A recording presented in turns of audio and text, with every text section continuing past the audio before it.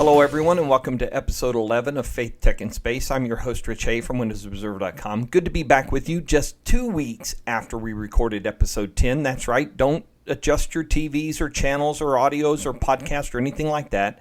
This is really me, really behind the microphone, just 2 short weeks after recording episode 10 of the show. So good to be with you. It's always a pleasure to be with you, actually.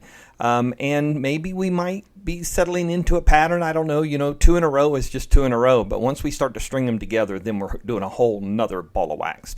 Leading off to tell you that one thing I have changed from over the last few weeks is I've attempted to live stream via YouTube using OBS Studio, a piece of software that lets you set up screens and all that kind of stuff. Pretty cool stuff, actually. Learned a lot. I have opted to stop doing the live stream and the recording on my YouTube channel. Wasn't getting very many views at the time, and I'd rather focus my energies on the audio side.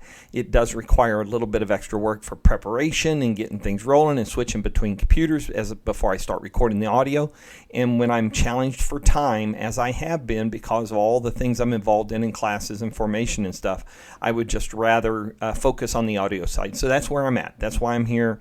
That's what we're about to talk about. So let's jump into a little bit of the opening news. Probably the big shocker from this week was the announcement from Microsoft on Friday morning that they have decided not to reopen their retail stores. They are going to close down all of their retail stores worldwide. There's about 70 here in the U.S., I think a total of just over 100, give or take. One thing they are going to keep open are what they call the experience centers. So these are stores like in New York, London. I think there's one in Melbourne or somewhere down in Australia. There's 4 of them total.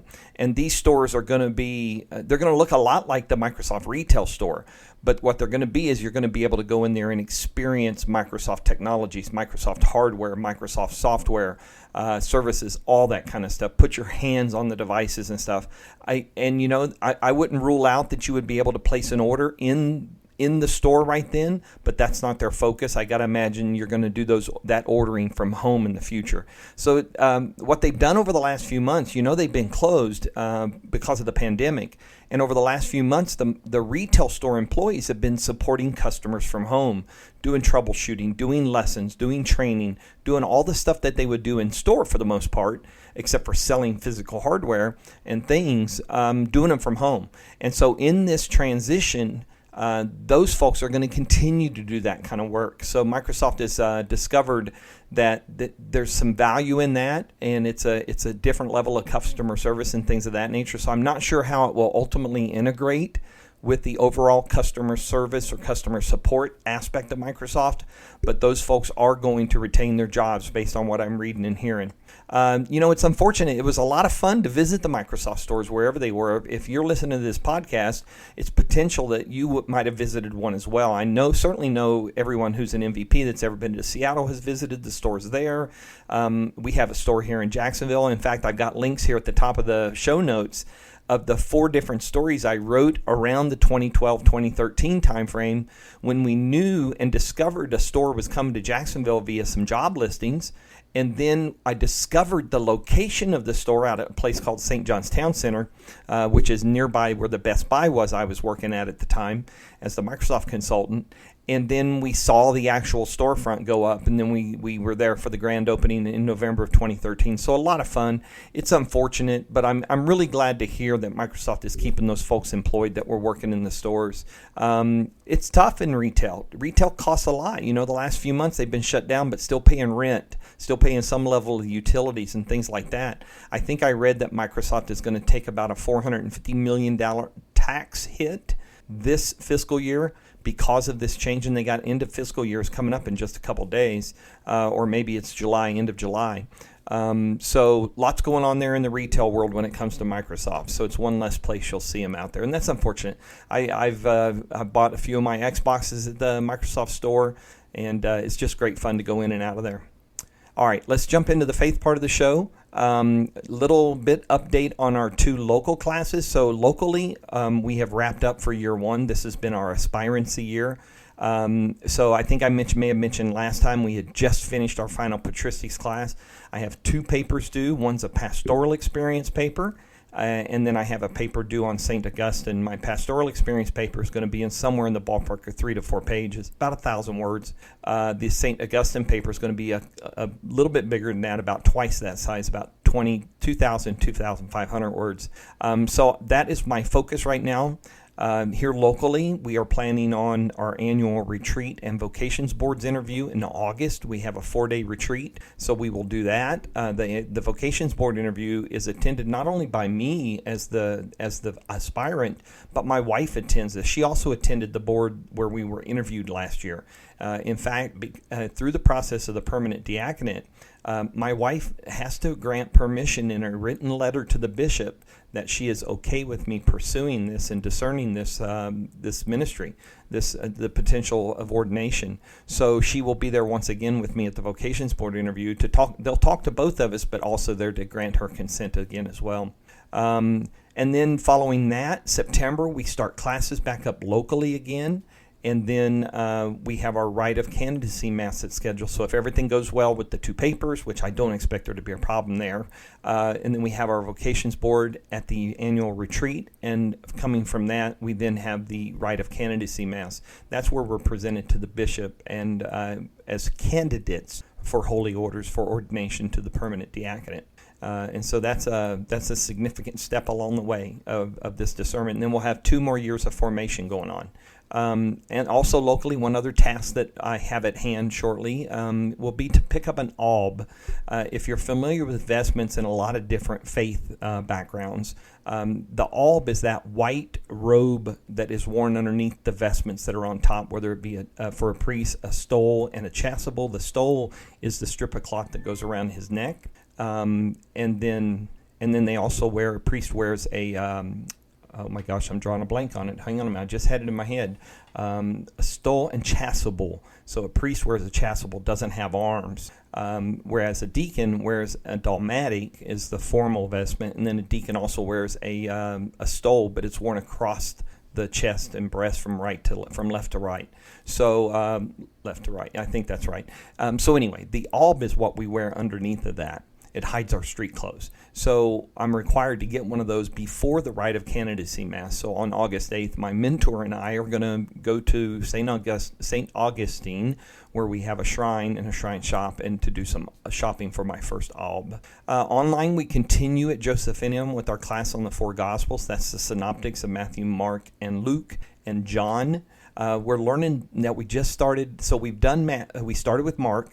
We just finished Matthew last week. And now we are in our first week with with Luke. And it's interesting as we are working in Luke, because Luke was written by the same human author that Acts was written by. So St. Paul, the tradition says that St. Paul shared his experiences, and Luke documented those experiences, especially late in his life, and then wrote that as the Acts of the Apostles. So that's the first steps of the church, the new church that was after Jesus' ascension back to heaven. So that the books of Luke and Acts of the Apostles were written by the same human author. As I mentioned before, we believe all the Gospels to be inspired word, the inspired word of God, but they're also written by a human being who was inspired to write those words. So we're doing that right now. We'll have 3 full weeks with Luke, and then we'll have 3 full weeks with John, which was written by St. John, the original apostle. And then that will wrap up this scripture class for this summer. So sometime in the first week of August, we'll wrap that up. We'll have a couple, 3 weeks off, and then in September, we start our fall class. And I can't remember off the top of my head what our fall class is going to be, but I do believe it's a scripture study of some form. So that's where we're at with the online stuff as well. So it continues to go very well. For those of you who might be Catholic that are listening, I do want to include a couple of discussion points with you, because in this day and age of the pandemic, I know I'm on social media. I'm on social media a lot anyway. It's kind of the nature of my job and what I do and how I interact with folks. But I saw an interesting, there's a website called the Jesuit Post, and I have a link in the show notes for this. But one of the authors there wrote the 10 Commandments for Catholic Twitter. And it talks about the different times that, while communications and social media can have a role, you need to take a break every once in a while. You need to evaluate how you're tweeting or what you're tweeting and things like that. So a real interesting read right there. The other one is I wanted to point you towards a discussion, and this is a discussion that was generated by Bishop Robert Barron. He is a bishop, an auxiliary bishop out in California, and he's well known for his series called Catholicism. Very much a new media type person, has been communicating via the internet and other media for a very, very long time. But there's been a lot of discussion about the statue stuff that are being happening and things like that. And there was a statue targeted out in California of Saint Junipero Serra in San Francisco. And there's a whole discussion around who should be protecting these things, who should be saying something about it, and things of that nature. And Bishop Barron writes about the role of the clergy and the role of the laity. Laity is us everyday folks, right? Us people that are members of the church, but we're not ordained or we're not religious or anything like that. So he talks about that, and it's an extremely interesting discussion. And he talks about some of the info from Vatican II and Lumen Gentium, which was a document that came out of Vatican II about the laity and about our vocation and our role as a member of the body of God, and the role of priest, prophet, and king that we hold as well. So very interesting reading there.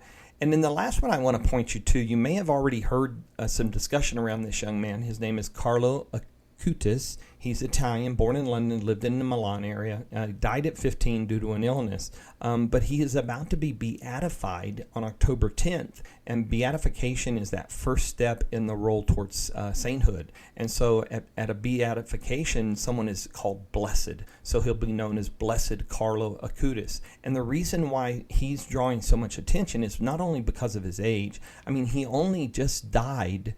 It would have been about 2010 or so that he passed away at 15 due to his illness. But from early on, he had a massive fascination with his faith, the Catholic faith, communion, the Eucharist, and all of that. And so he also learned how to be a computer programmer at a very young age. And so he built one of the first websites that documented nearly 200 Eucharistic miracles. And that has been turned into an exhibit that travels the world. I got to see it a few years ago here in Jacksonville during our Eucharistic Congress, and it's an amazing thing.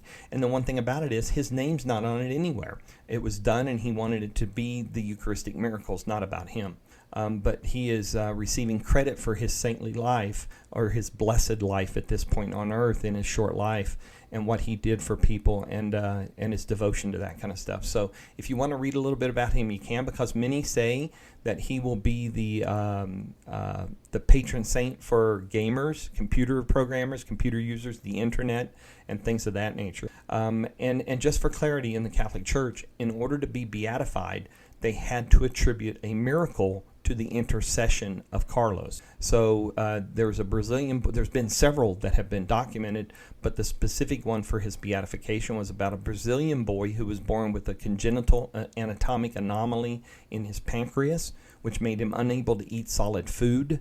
And so they prayed a novena to Carlo, which is a novena of prayers, a novena of the rosary, 9 days. And the young boy wished to no longer be having to vomit and dealing with stuff. And then just 3 days later, he was healed and able to eat solid foods. And then when the doctors examined his pancreas, the issue was healed. So that's the miracle that has been attributed to Carlos for his beatification. So again, go read the link on here. It's interesting life that this young man led, and the impact he had on people. No doubt about it. Okay, let's jump into one final story kind of related to faith, and it's a kind of funny story now, a couple hours later.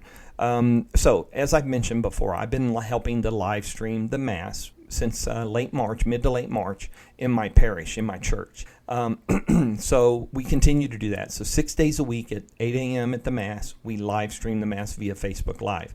It has gone fairly well. We've only had a couple minor issues in the past, but nothing that we've never been able to surmount. Well, so when I get in the car, I plug my Android phone up into my car. I have CarPlay on my Volkswagen Tiguan. I listen to a little bit of music on my way in via Spotify. I have a Christian contemporary music playlist.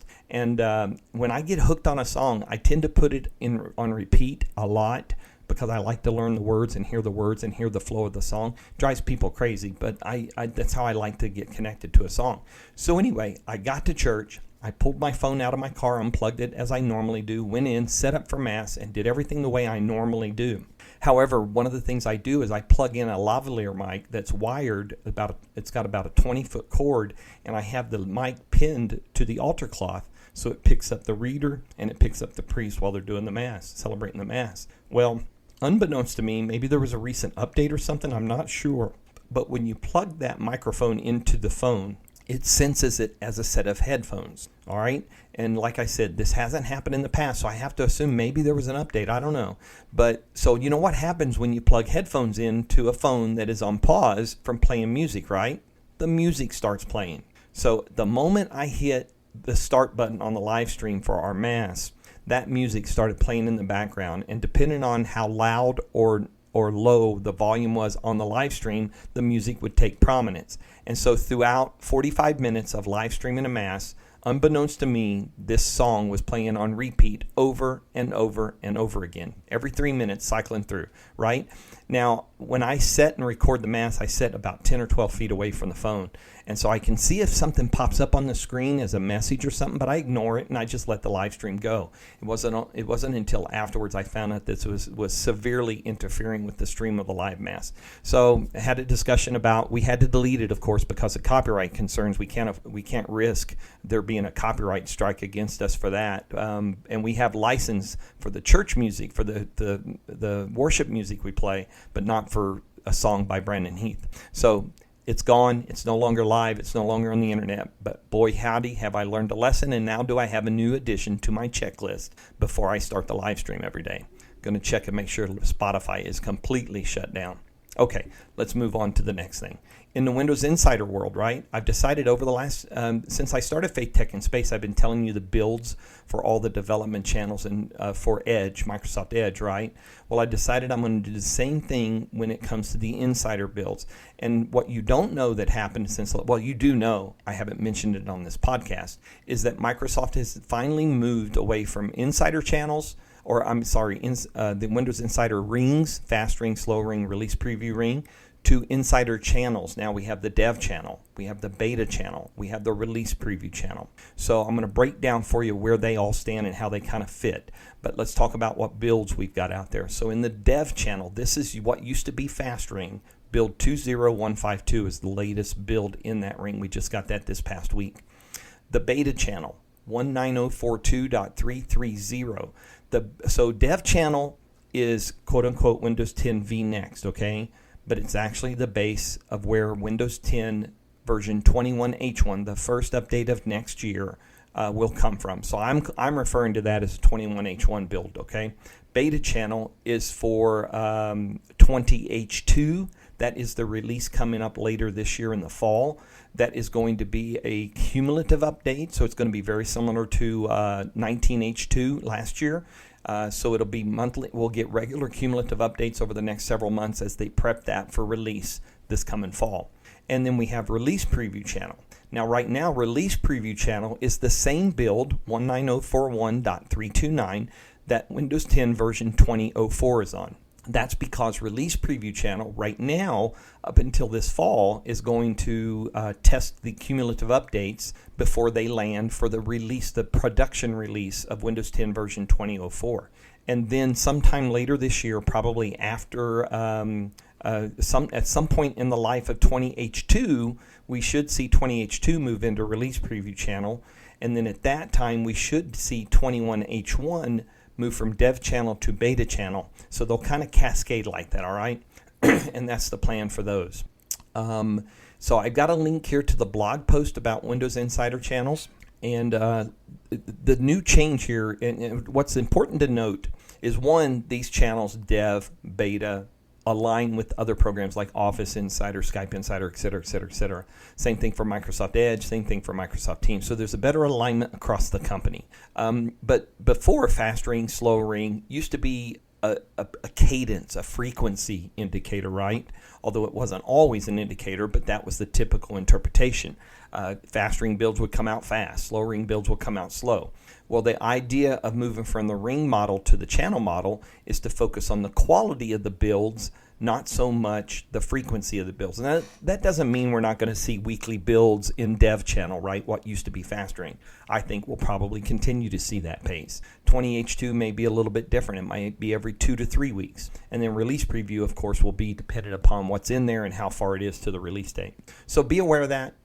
You can read the background on that if you haven't already, but we are now tracking them under new headers: Dev Channel, Beta Channel, Release Preview Channel. And so that means, of course, over on my day job, itprotoday.com, I have built up new trackers. I have a new 21H1 build tracker. I have a 20H2 build tracker for the beta channel, and I have a Windows 10 version 2004 build tracker for release preview channels. We see those cumulative updates release and get tested in that channel. And then the other thing that came out was so when they announced some of these changes, and the release of the Windows 10 May 2020 update, which we talked about in the last episode, the one thing that changed here, so Windows 10 20H2, that's what's in the beta channel, right? That first release, 19042.330, included Microsoft Edge, the new Microsoft Edge. That is because 20H2 will be the first release update for Windows 10 that will include the new Microsoft Edge and not the legacy Microsoft Edge. So that is the beginning of that being what rolls out with the OS as the initial experience. And then, of course, you have the every 6-week updates to stable, and then depending on what Edge channel you're in, you can get more often stuff. So there's that. So they're going to be testing out, that's the servicing technology. That's that monthly kind of routine cumulative update process. But of more significant news when they made this announcement about 20H2 and including Edge was this change right here. All right, previously, Windows 10 is known by a version number. That version number is based upon the year and month of release, or at least targeted release. So Windows 10 version 2004, aka the May 2020 update. Windows 10 version 1909, the October update that we just had. So there was always 1909, 1903, 1809, 1803, et cetera, et cetera, et cetera. So the big change that and every one of those had a code name that it was developed under: 21H1, 20H2, 19H1, 19H2. You get my drift, right? You understand. So what they've done is they're going to drop the version numbers based on the month and year, and the version is going to be the code name, basically. So when this fall, when 20H2 is done in development and it is released, that version of Windows 10 will be known as Windows 10 20H2. I don't know if they'll stick version in there or not. There will be version 20H2. So 20H2 becomes the version, as well as having been the code name under development. So next year in the spring, when that new release comes out, it'll be Windows 10 version 21H1. Gives you a better idea of when it was released, because a lot of times we never got the version. So version 2004 did not release in April; it released in May or June. So this is a smart move. It removes a little bit of confusion. It allows them to set their documentation up properly ahead of time, and it puts everything on a very, very good track and line like that, and to avoid confusion. So that's a good thing. That's a really good move right there. I did write up over on my day job as well. I did a guide to the insider programs. I did an insider program for Edge, Office, and Windows. You can go read those as well. What else have we got going on? A new rollout for updates that'll be faster with an update baseline for Windows 10. If you're in the IT world, in the enterprise business world, this is important for you because it will help you map out how you can roll out Windows 10 and get through updates and get them ready and out to your folks. One bummer piece of thing about Windows 10 version 2004, it looks like the ability to defer Windows updates. So, you used to be able to take and see that a feature update was available, and then you could defer it on Windows 10 Professional for 365 days, and on the enterprise side. On the consumer side, you could defer it for about 35 days before you had to reset it. So that is gone. Now, if you're on the enterprise or business side, you can use group policy to control that, and you can set those things and make it available, but that option will not be available in Windows Update anymore. It's been out for a couple years that we've seen that, but this is a big change. So people will no longer be able to defer those updates like they used to be able to. All right, let's talk about Edge Insiders. So right now, Edge Canary is still in version 85, as is Edge Dev. Both of them at 2 different builds in that sense. They're pretty close to each other. Edge Beta is in version 84 right now, and then Edge Stable is in version 83. I expect We should be seeing a beta update fairly soon. I think it's been a while. I would expect that to go to version 85 when that happens, and then we should see Edge Stable moving into version 84 at its next update, in the way that things sequence through there. Some other things going on in the Microsoft Edge world is the new Microsoft Edge add-ons website is now live. It has been cleaned up. It's been better organized. It's easier to search. It's a much better layout as you're looking for extensions for Microsoft Edge. This is Microsoft's add-ons website. Of course, you can always go to the Chrome Web Store and give permission to your system to install them from install extensions from other stores as well.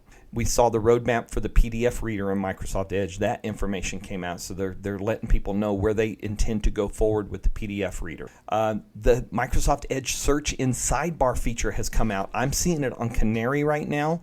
So what this is you can highlight a piece of text on a web page. And what I used to do, here's what I used to do. I used to copy that text, open a new browser tab or window, and search for that, right? Well, now I can highlight that text, and I can right-click on it and search in sidebar, and it opens a sidebar with the search results in your default search engine. So you can get the stuff right there, and when you click on it, it opens in a new tab or a new window. Easy access to being able to search for a phrase or something you're looking for.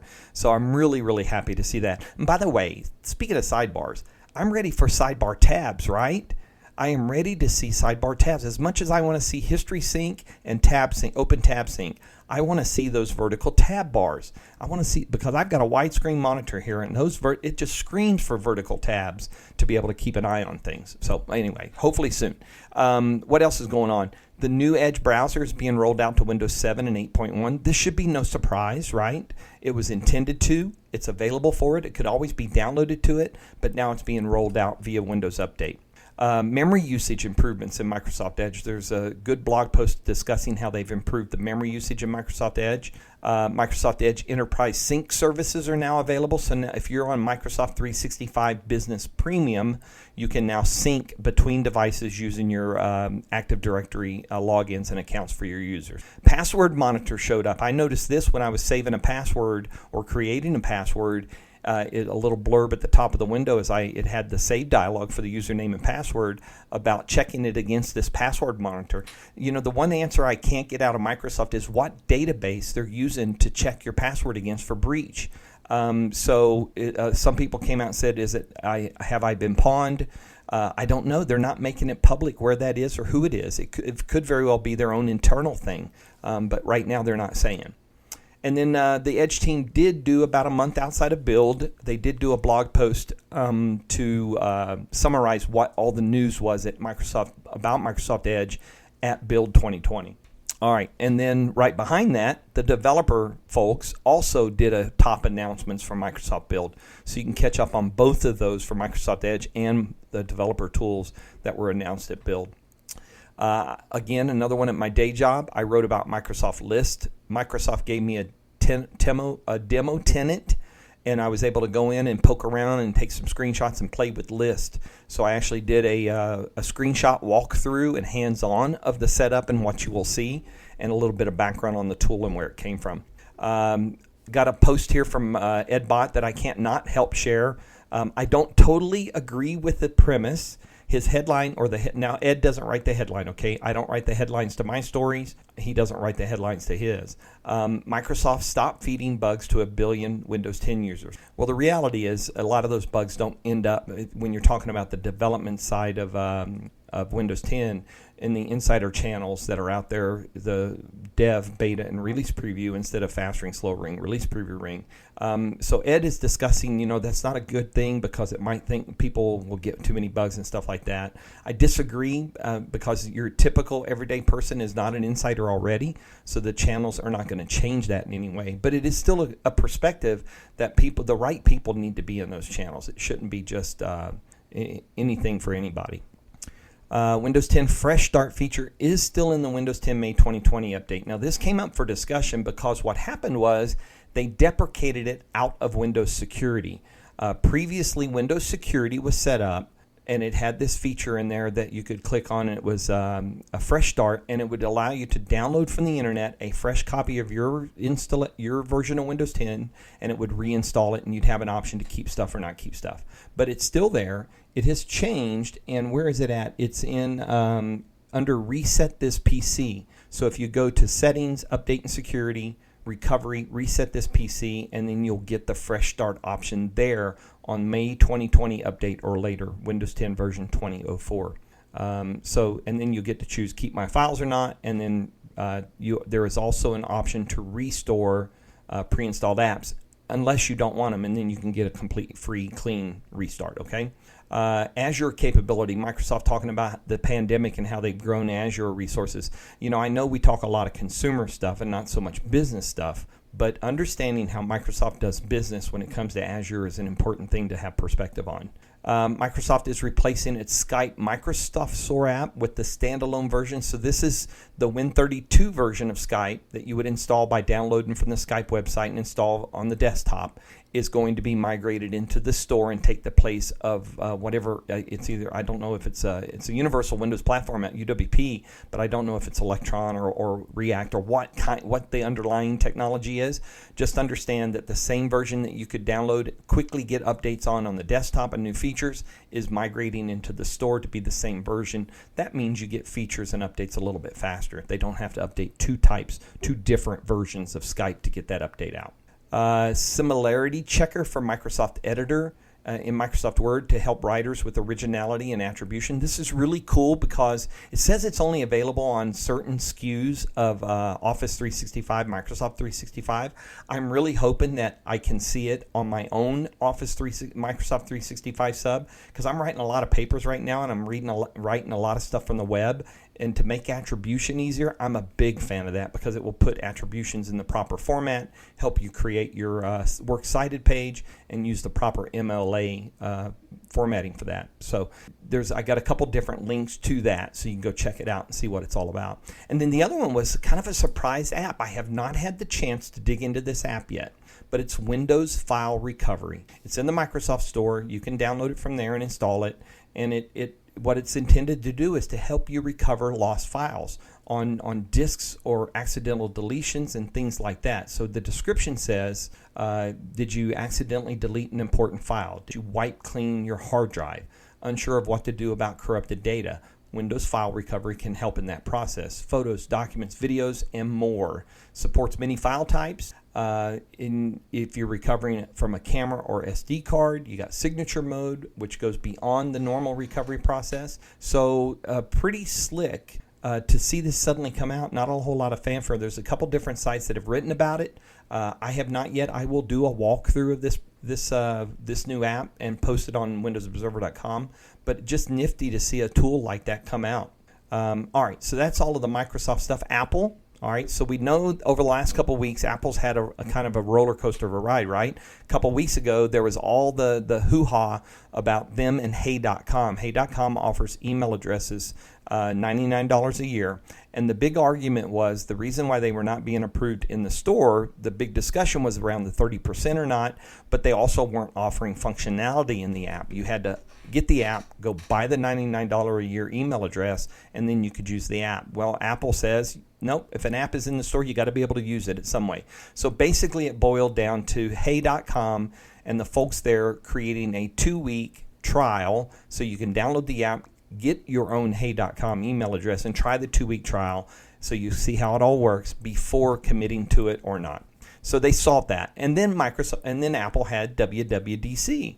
Of course, they had to do it virtual, just like Microsoft had to do Build Virtual, and just like Microsoft's going to do Ignite Virtual. And so I've got a link here to a story about 8 things Apple didn't say at WWDC. So one of them is Boot Camp, right? Because they announced Apple Silicon, which is basically an ARM chip that Apple is building themselves. And eventually all Mac hardware will transition to this chipset, which means basically an ecosystem where you can run iPad and iOS apps on Mac as well as on the other 2 places. So they're building their own Silicon. Because of the Silicon and ARM, Boot Camp won't work to run Windows because it won't be an x86 computer anymore. What else? HomePod supporting other streaming services besides Apple Music. It's going to get Spotify later this year. So that's interesting because now you can go beyond Apple Music. iPhone and iPad, there is now an option to pick your default browser. there is an option to pick your default email client now on iOS 14. You do not have to use Safari or Apple's own email app. You can choose your own. Huge deal. Didn't get a mention, but people noticed it on the screenshots that were flying across the screen. Apple TV will soon stream 4K YouTube videos. BackTap for iOS is getting a feature where you can double or triple back to your phone to do things quickly. FaceTime recognizing sign language. Force Touch for Apple Watch going away. iPad games to support keyboards and mice. Hello. And optimized AirPods charging and switching, right? So your AirPods will know what your device you're using actively. And if you're wearing AirPods and they're paired with the device and you put that device down and pick up another one that also is paired with them, it will switch automatically. Pretty cool stuff. But so there's a lot going on with WWDC. Of course, all the beta releases, developer beta releases are out for iPadOS, iOS, tvOS, watchOS, etc. I actually have the iOS 14 developer beta on my iPhone 6 test device, so I'm actually poking around that now. Excuse me. Under the Google header, Google has add Meet, which is their online conferencing, video conferencing solution, to Gmail, so it's now easier to get connected via that. Chromebooks and Chrome OS is getting a little bit of talk because of remote work and working from home. I think Chromebook may be playing a larger role in education from home as opposed to work, but it is out there.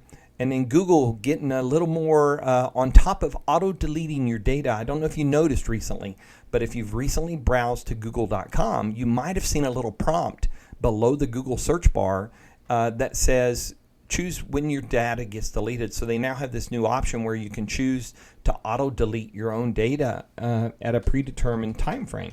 And so let me see at the google.com. Nope, it doesn't come up. So it will take you into settings, and you can choose a time frame when your data, certain data, will be deleted automatically. It's probably something I should do a hand-on as well for WindowsObserver.com, just to show where all that stuff is.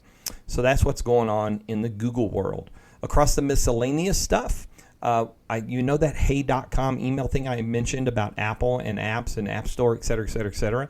Well, turns out they had a feature where you could share an email thread without the participant's knowledge. So if you're in a dialogue back and forth with somebody, you could get a link at any point in that discussion and share that with other people outside of that discussion without ever having gained the okay of the person involved in the conversation.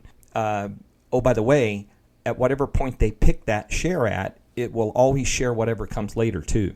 So that one link will share the entire thread for as long as the thread exists, and things that get added are part of that link, even if they are after the fact. So that, as you might imagine, has been pulled from hey.com, so I'm not sure how they'll replace that.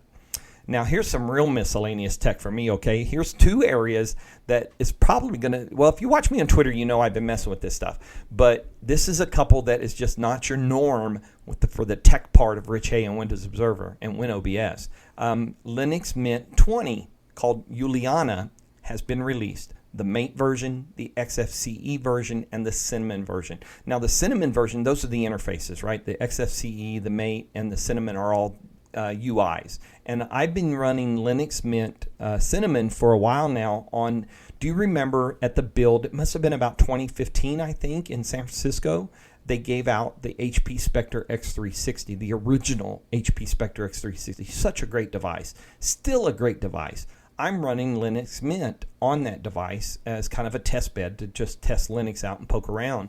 It's Cinnamon is very Windowish, so a lot of things fit my mindset when it comes to being on Windows 10.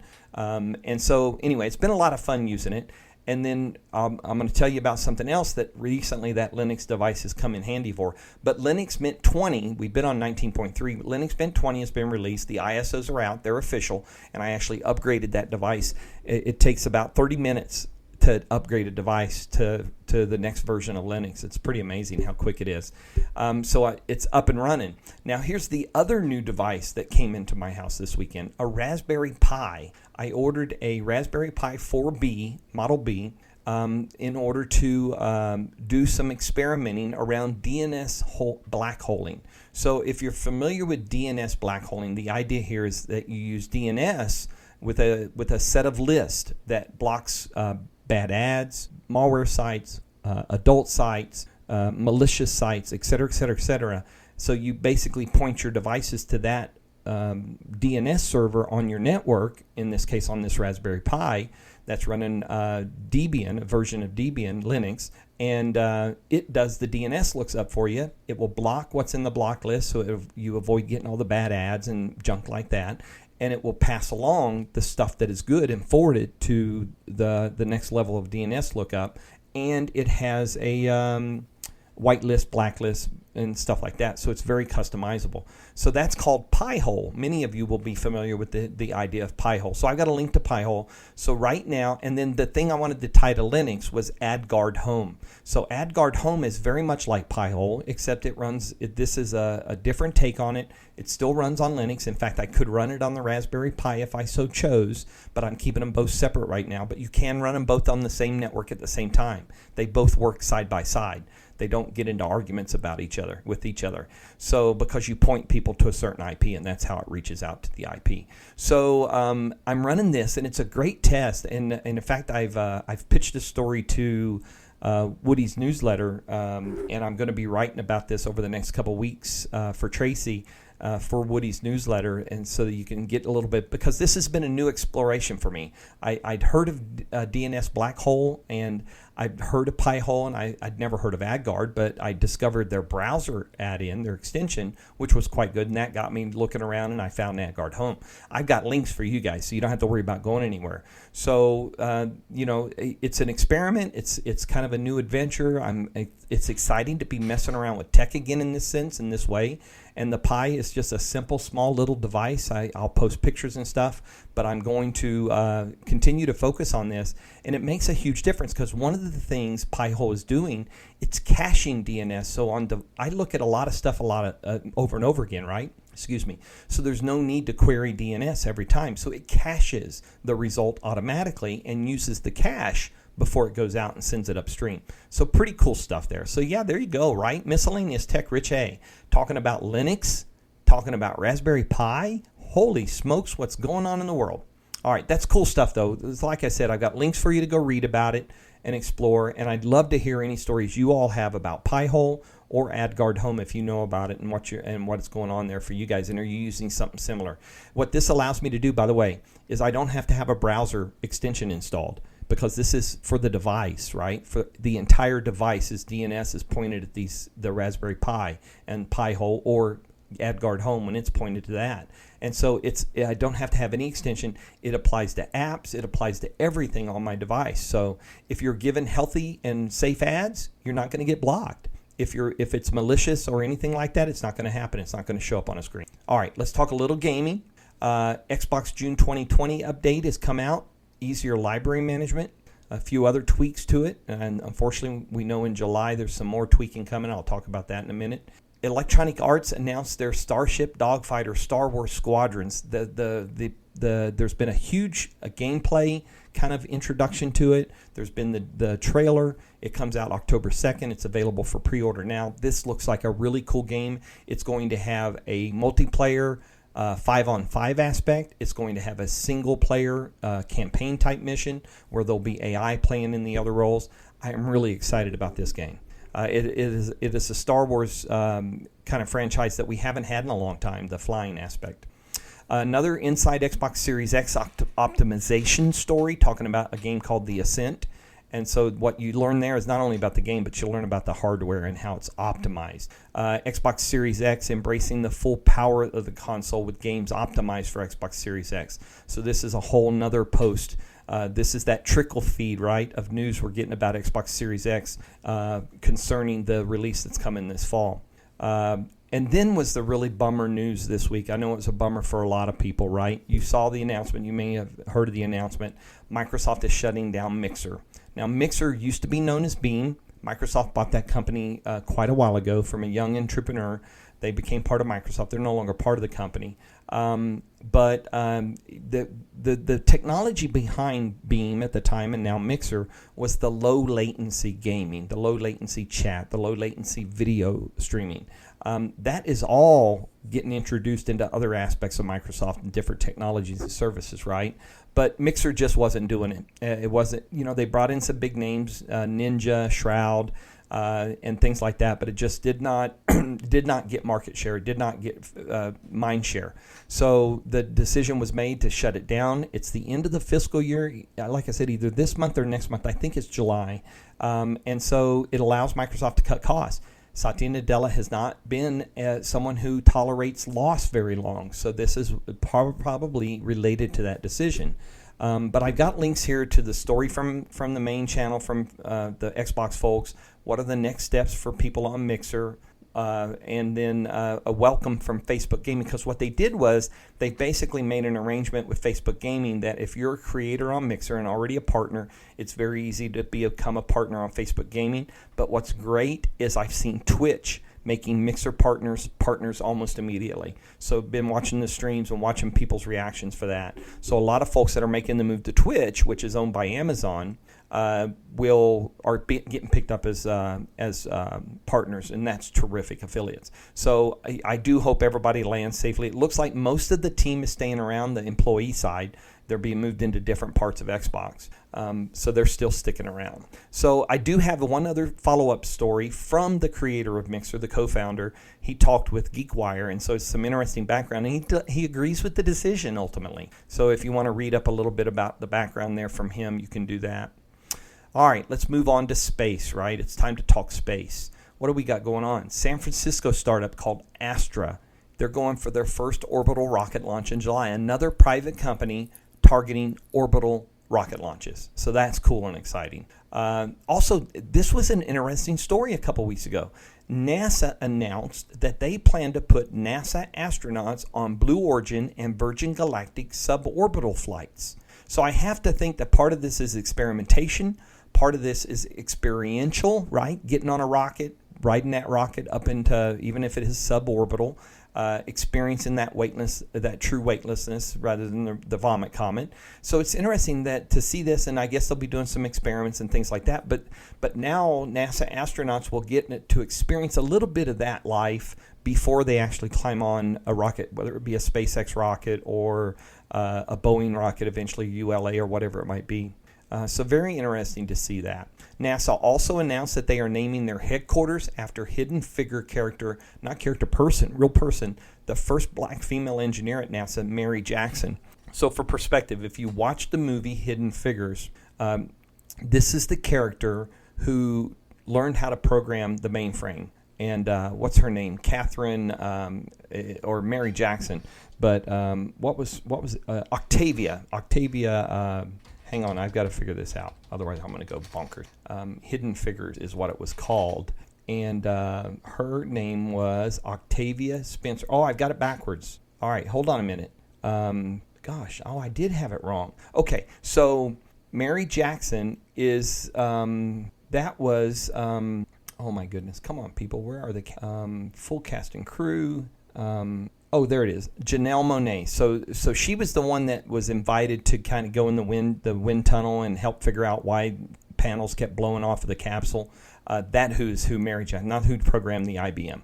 So that was Octavia Spencer. Janelle Monáe played Mary Jackson, whereas Tarja P. Henson played Katherine Johnson. So getting named, main headquarters in Washington, D.C. will be named after the first black female engineer, female engineer. Two big achievements, Mary Jackson. And then the launch of the next Mars rover has been delayed due to a contamination concern on the ground, while they were just recently getting it bottled up and encapsulated in its fairing for launch on ULA launch.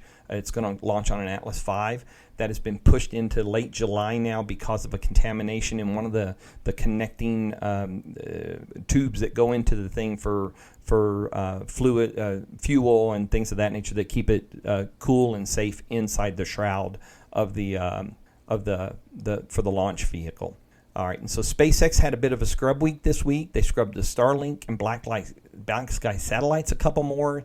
They need to check the rockets and things like that. Weather isn't the greatest at this time of year. But they are preparing. So this week we expect to have a couple launches. They have a GPS launch coming up scheduled, and then they have this rescheduled Starlink and Black Sky satellite launches. So we might have 2 SpaceX launches this week. The other thing is that SpaceX has got a sign-up sheet now. If you're interested in potentially being a beta tester for the Starlink internet service, there's a form you can go fill out, give them your zip code here in the United States, and you could potentially get offered a chance to test the service out as a beta tester. I think they're looking for more northern latitudes initially, but we'll wait and see. I've thrown my name in the hat. Hey, who wouldn't, right? To be able to test out something like that. And then on the Boeing front, Boeing has had that they're having their challenges, right? So we know that they are retargeting an orbital flight test for late this year. But then they just in the last couple of weeks have totally reshuffled all of their space program stuff. So the guy who's been managing the commercial crew work for the last 9 years is going to become the ISS program manager because that guy, Mark McQueen, is retiring. And then so that means somebody else is going to go be in charge of commercial crew. So on top of all the changes and all the shuffle and all the stuff that's been going on with them trying to get Starliner flying and all of that kind of thing, they are now shuffling around people in those jobs. Hopefully, it won't be too major of a shift because these people should be fairly familiar with what's going on. All right, in our closing stuff, a couple notes. APOD, if you've never heard of the Astronomy Picture of the Day, it celebrated its 25th birthday here recently. And so that's a great thing to have on your feed, right? You get a new picture every day. They've got apps out there that you can use it for your background, and not everyone's a perfect background type image, but there's some really cool stuff that comes out on the iPod. It's part of my RSS feeds, and so I always watch APOD to see what's coming out. And then I learned something this week that I didn't know what it was, but I do it, although I'm trying not to do it anymore. Doom scrolling. So doom scrolling is this idea where you sit on your device, on your social media account, and you just keep scrolling and scrolling and scrolling, hoping for good news, hoping for better news, hoping the bad news goes away. Well, unfortunately, we live in a day and age of a pandemic, political situations, all this stuff that's going on that doesn't lend itself to good news unless you build something in there that you're seeing the good news. Something I've worked really hard recently on my social media account on Twitter is to create is to add more goodness in, not blinders, okay? That's not what I'm talking about here. But I'm adding people in that tend to focus on positive as opposed to negative all the time because I can. I have the ability to make that choice. So I've been doing that. So doom scrolling, that's what I learned it was. I got a link to an Ars Technica article about it. Go read it. It cannot be good for your mental health, and so they got some recommendations there.